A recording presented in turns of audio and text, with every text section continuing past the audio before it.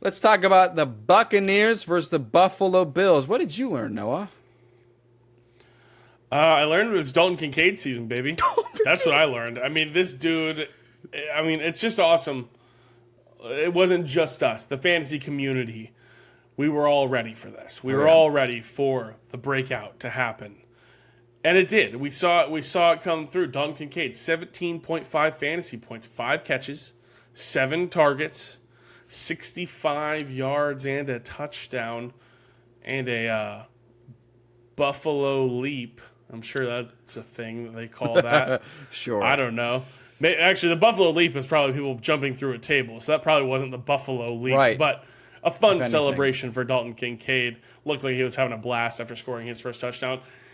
This is what we can expect going forward. He is going to be involved in this offense.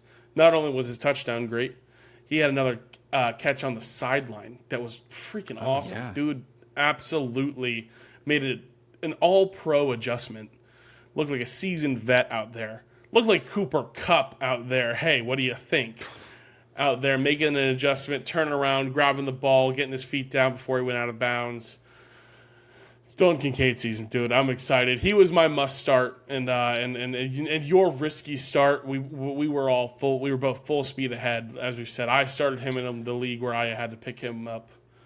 He was already. This is the league where I had to wait on tight end because my tight end targets got taken in the draft. So I was rolling out a steady diet of Jake Ferguson, Hayden Hurst, and Michael Mayer. So yeah. the tight end spot in this league hadn't been very nice to me yet until Thursday Night Football. Dalton Kincaid, 17.5 points. We both love to see it. It's exciting stuff for the rookie tight end. What do you anything else you took away, Wes? Well, the idea that we questioned, we tried to find the bar to set Dalton Kincaid's expectations for ourselves, and we said it was pretty much Evan Ingram as far as the bona fide tight ends going into the season. Right. Yeah. Who would you start Kincaid over? Because this was my question. Because I said he was a risk. Because I didn't want to just encourage people to start him over tight ends that have been successful. Right. But now, it feels like that Kincaid just might be your better tight end option. I mean, we'll have to really see what happens the rest of this week 8. But outside of Kelsey, outside of Hawkinson, outside of Mark Andrews, I would have to contemplate if I would start Kincaid over George Kittle because of his boom and bust potential. I would. I need to see how Darren Waller does again because he's been rocking so far, but you and I both think that might be Tyrod Taylor related. Yeah. But outside of those 3, I mean, let us know in the comments. Is there anyone else that you would rather start over Dalton Kincaid with the way he's been playing the back-to-back weeks? And the target share, too, because, to get 7 targets with a Stephon Diggs offense is pretty good. Yeah, nearly 25% target share. Yeah, nearly 25%. Yeah. So very exciting stuff. I think I'd still. So who did you say? Kelsey, Hawkinson, Andrews. That's all I said. Those 3. I think I'd start Laporta over Kincaid. Okay. I think. Okay. I think I'd start solid. Laporta over Kincaid. Both rookies. Both rookies. Just because we've seen more of Laporta, but I think they both have similar outputs, similar floors and ceilings. Yeah. I think while Tyrod is still there, I would still go Waller. But yeah, I would start Kincaid over Kittle. I would start Kincaid over Ingram. Yeah, and that was our conversation on Tuesday, Wes, was Ingram is the floor play and Kincaid is the ceiling play. So Ingram probably will have another 9 to 12 points. Yeah. Probably what we expected there.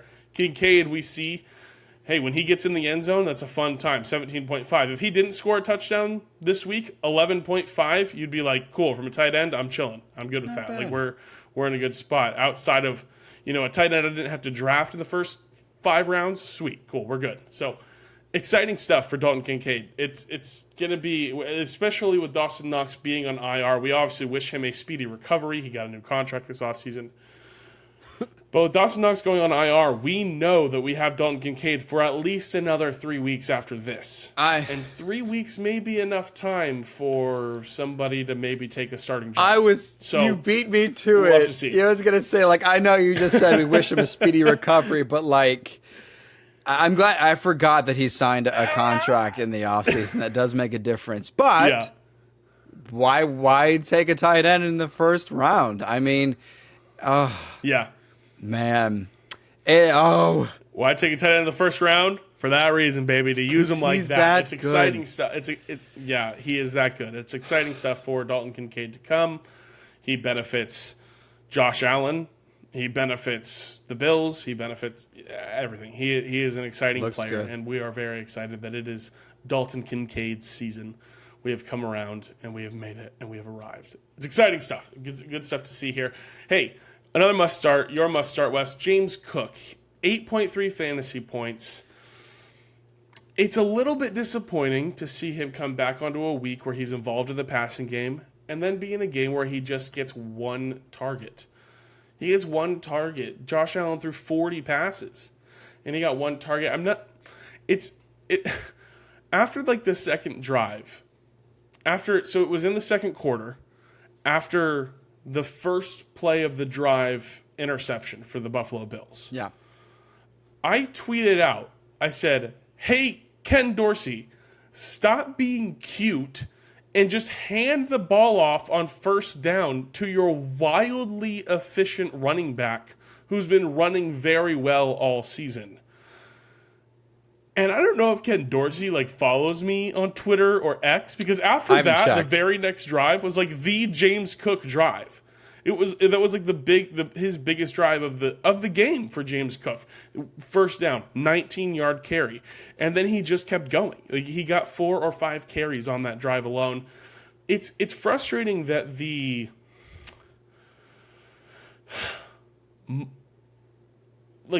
reputation of the Buffalo Bills offense is big, flashy, creative, big, explosive plays, when it's you've got a running back running for 5 yards a carry this season. Right. And obviously they convert the first down, but at the end of the game, inside of 2 minutes, you're it's third down, and you bring in Latavius Murray, who had 5 carries for 7 yards on the night. He was running terribly. He was getting stuffed every time he hit the line of scrimmage. And yes, don't get me wrong, I'm speaking as a very biased James Cook fantasy manager. That's where we're guys. This is a fantasy football podcast. This is where we're at. This is what we're talking about. This is the angle we're coming at it from here. But it's frustrating. He runs for 5 yards a carry, and he just. So 14 carries is great. Well, it's exciting to see that. But I think he had 10 carries until their last drive when they needed to kill the clock. So I'd like to see him as more of a featured player in their offense. I'd like to see him as more of a featured player in the red zone. We obviously saw last week against the Patriots. When he gets a red zone opportunity, he scores. He does good with it. He scores a touchdown. So don't mistake this James Cook performance of 8.3 points as he lost the job to Latavius Murray. No, he did not. He was on the field for so many more snaps than Latavius Murray was during this game. I think we don't have the exact snap count, but by the eye test, I think this was James Cook's highest snap percentage of the season so far. I was seeing him a lot on this field, if not the highest, very close to the highest. So better days to come.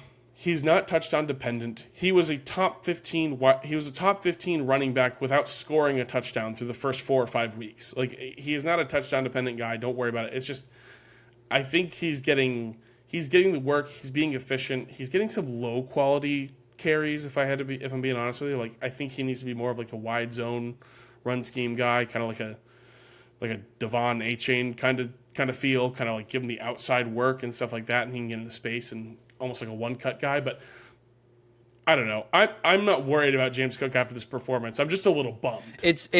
It's disappointing because it's Thursday night. So you go into your week with 8 points, and I'm in a half PPR league in one of mine. many leagues, and I have James Cook in that league, so it's even less. And it's just frustrating because it's like when you read the stats and you watch the game, and like you said, like he's good and he's very efficient, and I like the way you described it because he is a one-cut guy. You watched a couple of these runs, and it's not like a counter run, or it may not even be a designed counter run. He just sees that if he goes to the outside, he's much more efficient. He does have some good downhill speed, but it is the way he finds the hole, and it just doesn't feel like that the Bills want him to be their first option. Obviously, Josh Allen and Stephon Diggs are the primary force of the Buffalo Bills. But just looking at the snap counts, because you mentioned that as well, prior to last night, his highest snap count percentage was 62%. I guarantee you we're looking at a 75% snap count from last night. I mean, it feels like he was on... Yeah, I think that's close. It feels like we were somewhere in that range. This is the most he's been part of the team. And just the highest was 62, you said? Until last night. Yeah. Yeah, I think this is definitely his highest percentage.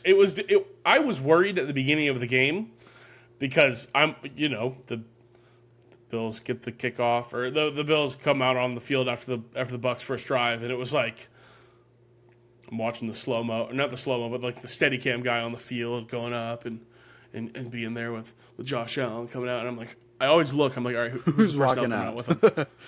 Yeah. And I just freaking see 28 walking out with him. And I'm like, why? Yeah. Why is he starting the game? They're not even in the red zone. It's not a short yardage down. It's disappointing because it feels like Latavius Murray is the better pass blocker. So he, de facto, because they pass the ball a lot, he will be on the field more, and that's taking away from James Cook. And that's disappointing because James Cook is clearly the better, the more talented running back. Yeah. It's disappointing. I saw, this is the last thing I'll say on this. I saw there was a shot during the game it was on the Bucs' last drive, and they cut to the sideline, and there's a group of 4 Bills players all together, like standing together. And it's like Josh Allen and Gabe Davis and Stephon Diggs and Latavius Murray right there. And I'm like, I saw this every Thursday night in high school up till through sophomore year. Those are the seniors on varsity standing on the sideline during the JV game, standing there watching the JV game happen and just like laughing and messing around. And those are the guys who've been in the league for a while. Yeah. And they're all bros. They're just sitting there watching. And James Cook, I'm like, dude, please just grow up a little bit. Can you be older and just go hang out with the varsity players? It's disappointing. James Cook is clearly better. I think the Bills know it. I think Ken Dorsey knows it. It's just annoying that the reputation of this Bills offense is like, Josh Allen, he's the guy. And I know the quarterback should be the guy. I get it. But, like, establish a run game. He's also the run game, too. That's the other factor in James Cook. Josh Allen is part of the run game. That is true, yeah. Yeah.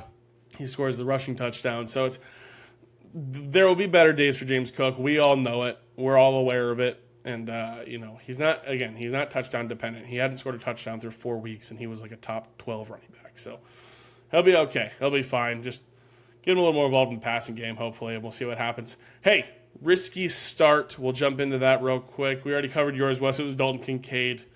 We could talk for another 20 minutes on this guy. We're just so hyped about Dalton Kincaid. I'm thinking about buying a jersey, dude. Honestly. Gosh. Maybe. I don't know. If I didn't get disowned from our family of Dolphin lovers, Dolphins fans. Would you pump the brakes, pal?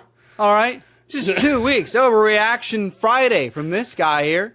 Golly. I love it. I said it on Tuesday's episode. I'm in love. I'm in love with Dalton Kincaid. So good things to see. Good things coming. Rachaad White was my risky start here. Hey, I'll almost say he.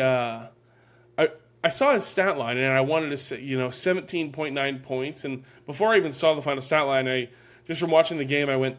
I think he like Alvin Kamara his way to like a decent game. Absolutely. I think it was here. He was efficient on the ground, 9 for 39, nearly 5 yards a carry there. So it was good stuff to see from him on the ground. Obviously, only 9 carries because they're trying to catch up in the game the entire time. But 7 catches on 7 targets for 70 yards. Again, he has only dropped 1 target. He's only dropped 1 pass. There's been 1 ball thrown his way he has not caught this season. Baker Mayfield is not dependent, but just trusts him. And so he gets the work. And Kirk Herbstreit and Al Michaels were talking about it at one point. And it was just like the way the pocket was crashing in on Baker Mayfield. It was like he wants to get the ball down the field. He's looking, but evidently he can't. And Rachaad White is that check down for him. And he did some good stuff after the catch as well. So some big plays. He had a big-time run called back on a holding call that would have made his night just a little bit better. 20-plus yard carry, I'm pretty sure. So good stuff from Rachaad White. I think he's just – it feels – even with Chase Edmonds back, I know it was his first game back, but Rachaad White continues to just be kind of this volume play for fantasy. And it does feel like he's just – He can post you a solid week, even if he doesn't do anything outrageous or anything super exciting. But just because he is involved and he's going to be ready to go in this offense. So exciting stuff if you started Rachaad White. Good stuff, nearly 18 points there for Thursday Night Football. Anything to add, Wes? I'm tempted to say sell high just because I don't know if this is something that you can count on. 2 weeks in a row now of solid performances. Yeah. I don't mind selling high at all. Maybe there's maybe there's a Devon Achane owner who is like, I need a back, man. I need a running back. Yeah, or the Kyron Williams owner. Somebody to get in this lineup. Kyron Williams, yeah. James Cook's owner. Maybe a Miles Sanders owner. James Cook owners. Oh, man. I don't mind selling high on Rachaad White at all at this point. I mean, I know that the NFL trade deadline is coming up. Fantasy trade deadlines have a little more time there. So, hey, if you want to explore options, I don't mind it at all. I mean, rest of season, Wes, let's just do this. Let's see. Rachaad White or I don't want to do Rachaad White. I'll say, would you take this trade if you had Rachaad White? We'll just go to what I just said. Rachaad White for Devon Achane. No. You would keep Rachaad White? I'm sorry. I want Achane. Right, okay. So this is from you being the Rachaad White owner. Oh. Would you if these offers were sent to you, if you could make these offers, so you would take Achane, okay? Yeah. And let's go Kyron Williams. Yes. Rachaad White or Kyron Williams? Kyron Williams. Take Kyron Williams, yeah. Let's go Rachaad White or let me say Isaiah Pacheco. If I'm a Rachaad White owner, I want a lot of running backs instead of White. So if I would need to do the other. I think the other perspective is more. It would be more helpful because Rachaad White is running back 24 on the season. So like, who would be willing? Yeah. Which running back would you be willing to give up to get Rachaad White? Here's one. I would trade away Alexander Mattison to get Rachaad White. Okay. So you would take Rachaad White over Alexander Right Mattison. Now I would, because it does feel like the way Cam Akers... Potentially with Cam Akers. It feels insane. Yeah, I wondered if that was where Madison doesn't have much PPR value, and Rachaad White's only dropped 1 pass the whole season. Madison drops at least 2 every game. He's got some butterfingers, man. I love the guy, but that is not helpful for fantasy. So I'd rather have Rachaad White for the rest of the season than Alexander Mattison. Definitely not. What about, let's do this. This is a fun one. Okay. Actually, I'm going to save this one. I'm going to save this one for the end. Oh, okay. But what about Brian Robinson or Rachaad White? That's a good one. You know, I think Robinson has proven more to this point that I'd rather keep Robinson just in case of any other potential injuries. Like, I know what I have with Robinson. It looks like it's turning out pretty good for Rachaad White, but this is only the second week where it hasn't been a complete disappointment. Okay. So let's do this one. Let's go Joe Mixon or Rachaad White. I don't even think I ranked Joe Mixon in my top 20 going into the season. Dude, you know what I was thinking about today? we haven't said Joe Mixon's name on this podcast all season. Well, if he did something that was worth talking about, we would talk about him. That's the thing. That is the thing. I was thinking about studs and duds, and this isn't a spoiler or anything, but I was thinking about studs and duds, and I was like, I could do. Who's Joe Mixon got this week? Joe Mixon's probably he's probably done this. I mean, he's been great. And then I was like, we haven't even talked about Joe Mixon on the podcast this year. Why? Like, it's just he's RB23. Right, Rachaad White's RB24. I'd rather have Rachaad White because I feel like there's more upside there. Ridiculous. Yeah, right. Absolutely ridiculous. Last one, and I'm so excited about this one. Rachaad White or Zach Moss? Ooh, very interesting. So, right. I actually will say Rachaad White because Okay, so you'd ship out Zach Moss. Yes. Because Okay. Frick, I've got Zach Moss in the Chillers League. I might make that trade before this episode airs and maybe make an offer. Nah, they're good at listening. They'll listen right away.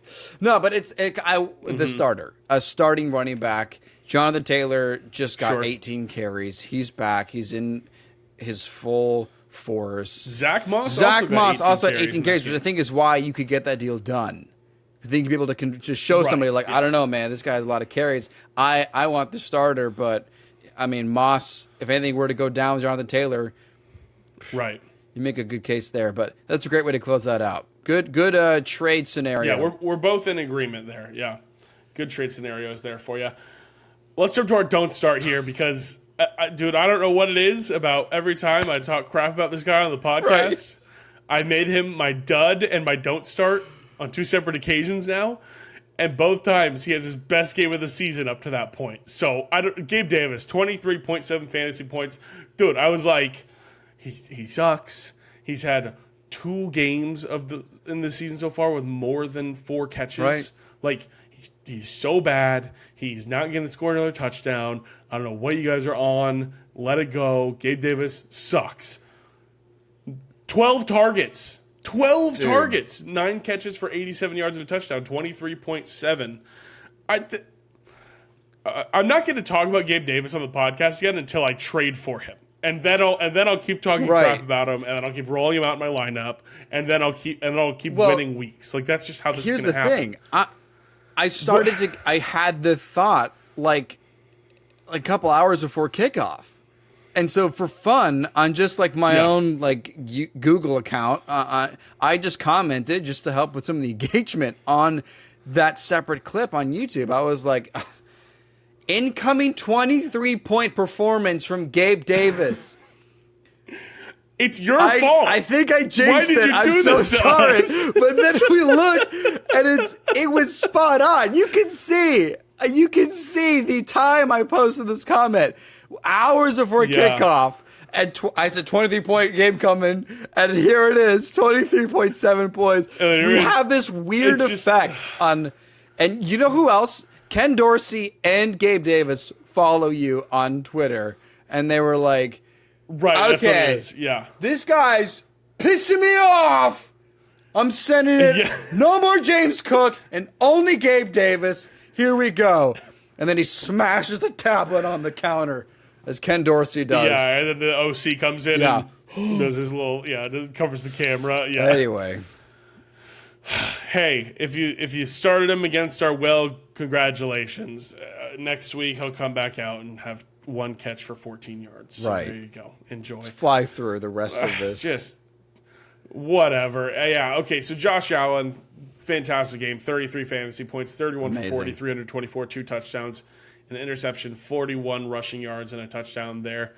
That's the upside he brings. He can give you another 10 points on your night just from his rushing ability. So exciting stuff for Josh Allen owners. Stephon Diggs, a little bit of a slow night for him. Ended up okay. 16 fantasy points. I think that's probably his lowest of the season with 9 catches on 12 targets, just 70 yards. I will say the Bucs defense came out and had a plan for shutting down Stephon Diggs. And it's wild to say that 16 points was shutting down Stephon Diggs, but it was. That's what this is. So they definitely were not giving him what he usually gets. They had a plan coming out. Todd Bowles planned and schemed for this game to shut down Stephon Diggs. And, hey, maybe that's why Gabe Davis honestly had such a good game. You texted during the game, Wes, you're like, I think they just swapped jersey numbers. Like, I don't know what's going on here, but this is just ridiculous. So, Stephon Diggs, 16 points. You are funny, dude. Hey, somebody that we probably need to talk about that's probably going to get some waiver wire buzz going into week 9. Khalil Shakir, 15.2 fantasy points. He's a guy that had some buzz going around in this offseason, had some buzz generating towards the end of the year last year. 6 catches on 6 targets for 92 yards, and I think 4 of the 6 catches came on, like, the first drive. Like, it was like, I got really disappointed because I was like, I thought it was Dalton Kincaid season, dude. Why is Khalil Shakir catching all the passes? Hey, if you're in a deep league or a 32-man league like Wes and I, and you were like, oh, man, oh, please, Khalil, please let this be the night. Right. Please let this be the game. Come on. Please. And then he gets 15.2. Hey, congratulations. Good job, because you're excited with your night there. Let's jump over to some of the Bucs. Baker Mayfield, 25 points. I couldn't believe his stat line when I checked it after the game. Is 25 for 42, 237 yards and 2 touchdowns. He added about 2 points for fantasy with his legs, too. If you're in a dynasty superflex league or a 2-quarterback league or whatever, and Baker had to be in there for you, and you were a little bit nervous, congratulations. There you go. Exciting stuff for you there. Mike Evans saves his night at the end of the game in garbage time there with a touchdown catch. A really nice route ran by Mike Evans, by the way. That's one of the better. When you think about Mike Evans, you don't really think about him being a route runner or like a separation artist or anything like that. And Al Michaels and Kirk pointed it out in the booth. They were like, yeah, he knew what he was doing on that play. And he found a few yards of separation, and Baker was able to drop it in there for him. So 12.9 points, 3 catches, 39 yards and a touchdown on 9 targets. You're not worried about Mike Evans. He's been awesome this year. And he saved your night a little bit. But don't be worried about the slow night. The Bills defense came out ready to stop Mike Evans just as much as the Bucs defense came out ready to slow down Stephon Diggs. So good stuff there. And we saw that in Chris Godwin, 17.8 fantasy points, 5 catches on 7 targets for 54 yards and a touchdown. Chris Godwin has a pretty solid game for one of the 2 games. I believe the Saints game when Mike Evans went out, he had a decent game as well, but Chris Godwin owners, excuse me, I know are happy and excited with that game as well. He also had a carry of 14 yards, which I think I missed. I must not have been in the room for that play. Maybe it was a backwards pass. I think I was walking my fish. Good stuff for him. And then just for a little bit of walking the fish, walking the snails. And then just for fun, just to point out here at the end of this, just how poor Latavius Murray is compared to James Cook, and James Conner. 2.1 points for Latavius Murray. So don't think that he is somehow, again, taking over this backfield. He is not. 5 carries for 7 yards. A check down target as well, which, whatever. I guess that's how that goes. Who knows? Thursday Night Football. There you go. We got through one.